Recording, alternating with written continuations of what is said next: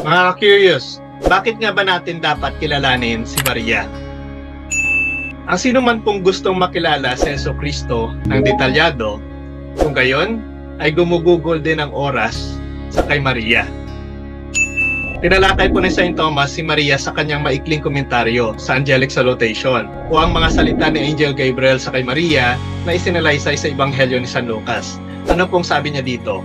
Hail, full of grace. The Lord is with thee. Aba, puno ng biyaya, ang Panginoon ay sumasa iyo. Sino ang babaeng ito na nagdala ng tagapagligtas ng ating lahi at tumayo sa paanan ng krus?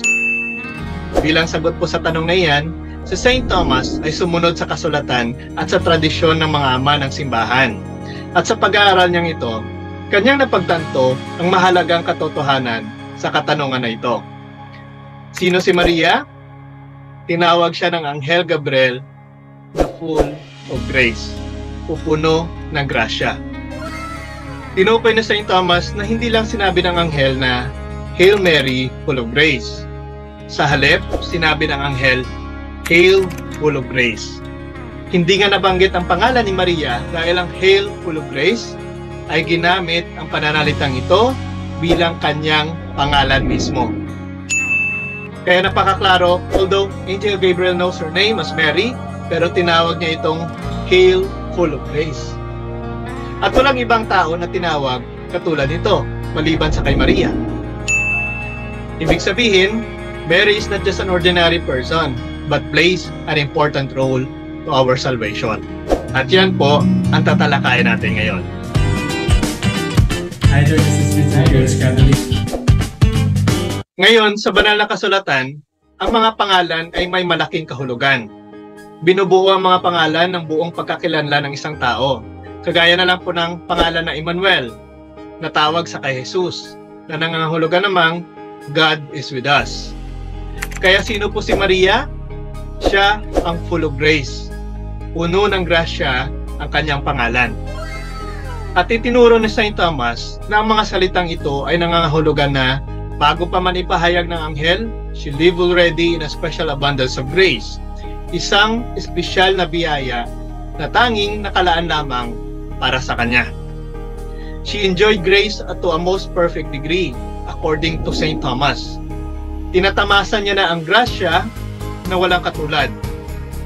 Nasa kanya na ang lahat ng mga bertud at mga kaloob at mga bunga ng banal na espiritu na nagpapakilala sa kanya bilang isang natatanging linikha ng Diyos na kanyang pinuno ng kanyang grasya. Kaya ang paratang sa kanya na siya ay isang makasalanan din na katulad po natin ay isang malaking kasinungalingan. Hindi maaaring manggaling ang laman ng ating Panginoong Hesus sa isang taong may bahid ng kasalanan. Kaya ibahin po natin ang sitwasyon ng ating mahal na Inang Maria. Kasunod ng mga Church Fathers, itinuro ng St. Thomas na ang gayong kasaganaan ng biyaya ay nagpapanatili sa kanya mula sa lahat ng personal na kasalanan. Kaya napaka-imposible na mabahira ng kasalanan si Maria dahil ang nakakagawa lamang ng kasalanan ay yaong mga wala sa grasya ng Diyos. Si Maria ay puno ng grasya at kailanman ay hindi mababahiran ng kasalanan. Higit pa rito sa pamamagitan po ni Maria, ang mga epekto ng grasya na ito ay umaapaw sa lahat ng tao. Kaya dapat pa nating ipagpasalamat ito. Dahil sa pagtanggap ni Maria ng napakahalagang papel na ito, nang minsan ang nasira nang dahil sa pagkakasala ni Eva at nagbunga ng kamatayan sa tao, si Maria ang muling naging kaparaanan ng Diyos upang maibigay sa atin ang grasya sa pamamagitan ni Jesucristo. Ngayon, bakit binigyan ng Diyos si Maria ng gayong kasaganaan ng biyaya? St. Thomas answers with the principle. Hindi kailanman binibigyan ng Diyos ang isang tao ng isang misyon nang hindi binibigyan din ang taong iyon ng biyaya na tuparin ito. Si Maria ay binigyan ng isang napakahalagang misyon ng ating Panginoon, kaya binigyan din siya ng isang biyaya na natatangi para sa kanya upang tuparin ito. Ngayon, binigyan ng Diyos si Maria ng isang espesyal at natatanging misyon, ang maging ina ng Diyos na si Jesucristo. God-bearer or Theotokos. Kaya naman, binigyan siya ng Diyos ng napakaraming biyaya upang matupad ang kanyang misyon na magbuntis at magsilang at buhayin ang walang hanggang anak ng Diyos sa laman. Sa pag-aaral na ito ni St. Thomas sa kay Maria, tinalakay niya ang mga karagdagang katangian nito o mga titulo mismo ni Maria. Si Maria ay isang birhen, bago, habang, at pagkatapos ng kapanganakan ni Kristo. Isang walang hanggang birhen or tinatawag nating perpetual virginity. Nakakalungkot na may mga ibang sekta na sumasalungat dito. Ngunit kung tutusin, ibinabatay lamang nila ito sa kanilang sariling pagkaunawa, sa kanilang sariling kahinaan. Kaya nasasabi nila ang mga ganong bagay. We cannot compare Mary as full of grace sa ating na full of weaknesses. Never been mentioned in the Bible that Mary committed sin. Sa isang artikulo, sinagot ni St. Thomas ang lahat ng pagtutol ng mga tao sa turong iyon batay sa kasulatan. Pagkatapos ay pinaliwanag niya kung paano naging tunay na kasal ang kasal niya sa kay St. Joseph kahit na siya ay nanatiling birhen. Dapat nating tandaan na ang malinis na sinapupunan ni Maria ay ang kaban ng bagong tipan at ang pintuan ng langit. Ang kanyang kaluluwa at katawan ay pinagsama sa Diyos sa isang pinakamalapit na paraan. Tandaan natin, sa lumang tipan, si Oza ay namatay dahil sa simpleng paghawak sa kaban ng tipan dahil sa kabanalan nito. Ibig sabihin, the old Ark of the Covenant ay pinapaingatan ng Diyos na kahit man lang mahawakan ng iba, ay hindi nito hinahayaan. Now, ang kaban ng tipan ng lumang batas ay isang sagradong kahon lamang na naglalaman ng 2 tapyas na bato na nakasulat doon ng 10 utos. Gaano pa kaya kabanal ang ina ng Diyos na hindi naglalaman lamang ng salita ng Diyos na nakaukit sa bato, kundi ang salita mismo na nagkatawang tao. Ang mga tao at mga bagay na ginagamit para sa mga banal na layunin ay hindi angkop para sa karaniwang layunin. Kaya isa rin ito sa patunay ng perpetual virginity ni Mother Mary. Ang isa pang turo na si Maria ay ipinasok sa langit, katawan at kaluluwa. Binanggit lamang ni St. Thomas ang assumption, ngunit pinagtibay niya ito at ang kanyang mga teksto ay isang patutuo sa pagiging matatag ng tradisyon na iyon. Si Maria ay kinalulugdan ng Diyos at ang sino mang kinalulugdan ng Diyos ay nakatawid na sa kamatayan at may buhay na walang hanggan. Kaya matagal na ipinaliwanag ni St. Thomas ang kahalagahan ng pagbaling sa mahal na birhen upang hingin sa kanya na manalangin para sa atin na matanggap ang biyaya. Ang kanyang mga panalangin ay partikular na makapangyarihan sa paggawa nito. Bawat gawain ng kabutihan, sabi niya, maaari siyang maging katulong ng isa. Ngunit higit na mahalaga kaysa sa kanyang paliwanag at pagtatanggol sa mga tradisyonal na turo ang ilang mga prinsipyong ipinahayag niya tungkol sa kay Maria. Ang kanyang mga prinsipyo ay nagtakda ng pundasyon para sa hinaharap at mas malalim na teolohiya ni Maria. Narito ang isang halimbawa ng gayong prinsipyo. Kung mas malapit ang isang bagay sa pinagmulan nito, mas malaki ang bahagi nito sa epekto ng pinagmulang iyon. Ano pong ibig nating sabihin? Isipin po natin ang isang campfire na may mga bato sa paligid. Ang apoy sa gitna ang pinagmumula ng init. Ang mga bato ay tumatanggap ng init mula sa apoy. Malinaw na kung mas malapit ang isang bato sa apoy, mas magiging mainit ang bato. Gayon din, si Jesucristo ang pinagmulan ng lahat ng biyaya. Ngunit sino ang mas malapit kay Jesucristo maliban sa kay Maria? Wala nang ibang tao na mas malapit pa kay Jesus maliban sa kay Maria na kanyang ina.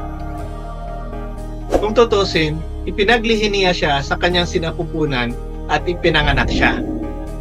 Hinawakan niya siya, binihisan niya siya, pinakain, pinukup, tinuruan, pinagluto siya, pinapatulog sa gabi, hinanap siya noong nawala siya sa templo, pinalaki siya sa pagkalalaki, binantayan siya sa pamamagitan ng kanyang pampublikong ministeryo, tumayo sa paanan ng kanyang krus, nagalak sa kanyang pagkabuhay ng uli, at nanalangin kasama ang ibang mga apostol para sa pagbuhos ng banal na espiritu sa Pentecostes. Kaya sino ang mas malapit sa kay Jesus kaysa doon? Sino ang nagmahal sa kay Jesus maliban sa kanyang ina?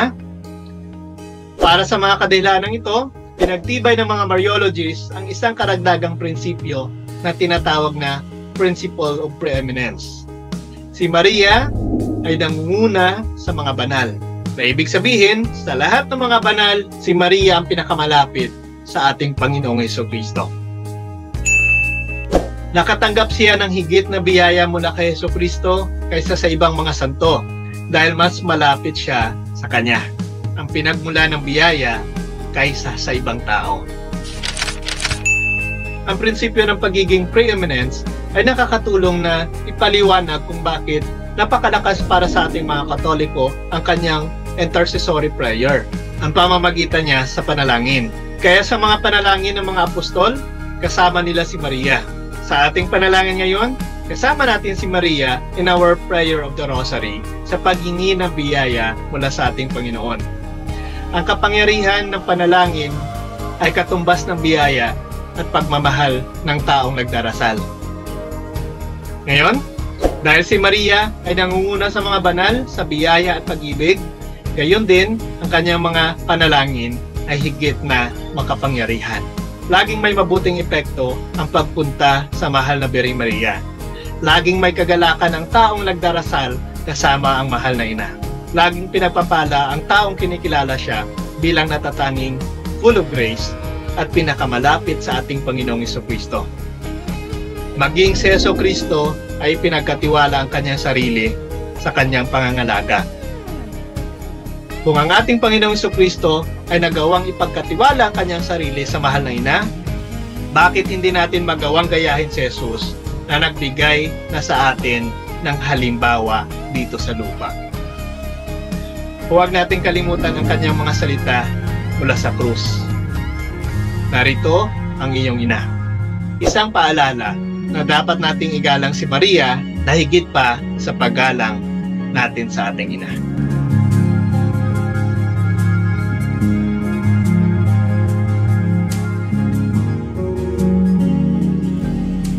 Ayan, maraming salamat mga viewers sa inyong walang sawang pagsubaybay sa ating munting channel. Sana po'y nabigyan po natin kayo ng inspirasyon sa kahalagahan ng ating mahal na ina, si Birheng Maria, sa ating mga panalangin. Ayan, maraming salamat din po sa mga kapatid natin na walang sawang sumusuporta sa pamamagitan po ng inyong mga panalangin na may pagpatuloy po natin ang mga gawain na ito. At maraming salamat din po sa mga kapatid natin na nagpapadala ng kanilang mga suporta through sending stars and of course through GCash. Maraming salamat po at ating titipunin ito upang may bahagi rin natin sa mga kapatid natin na nangangailangan.